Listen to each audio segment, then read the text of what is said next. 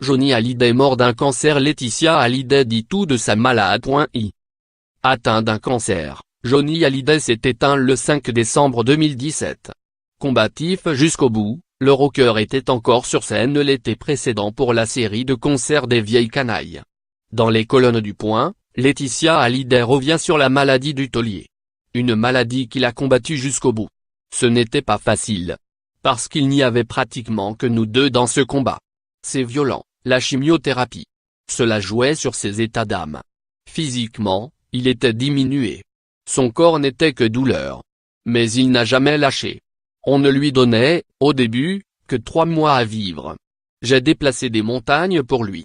Il y avait quelque chose de divin chez mon mari, déclare Laetitia Hallyday avant de raconter comment les choses ont empiré. À partir de début septembre, le combat est devenu très difficile. Son corps commençait à le lâcher et la chimiothérapie ne fonctionnait plus. La maladie s'est développée très vite. Pourtant, qu'est-ce qu'on s'est battu. Mon mari, ce n'était pas quelqu'un d'ordinaire. Il pouvait renaître de tout. Mais, en septembre, il a mis un genou à terre. Le plus dur, c'est qu'il a fini par ne plus marcher, car en plus du poumon et du foie le cancer a touché les os. Ce cancer-là ronge les os et provoque des fractures. Il souffrait énormément. Il avait des doses de morphine extrêmement fortes et il a fallu l'opérer, continue la maman de Jade et Joaille. À la salpêtrière, on lui a pratiqué une cimentoplastie. Cela consiste à injecter du ciment chaud qui reconsolide l'eau. Une opération n'a pas suffi.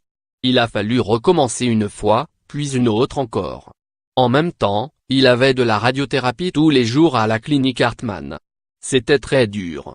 On ne pouvait plus voyager ni rentrer à Los Angeles. On alternait entre chimiothérapie, radiothérapie, transfusion de sang, ostéopathie, acupuncture, poursuit Laetitia Hallyday qui revient ensuite sur les derniers mois de Johnny Hallyday. Il a fallu des sondes pour le nourrir tout le mois d'octobre. Puis sa vésicule biliaire s'est dilatée, il a fallu l'opérer encore. Et, malgré tout, il commence à remarcher. Je fais cette vidéo, elle la montre sur son téléphone. Je l'envoie à Laura, à David, à toute la famille. J'étais persuadé qu'on allait la gagner, cette guerre. Et puis, une semaine après, il a eu du mal à respirer, indique-t-elle.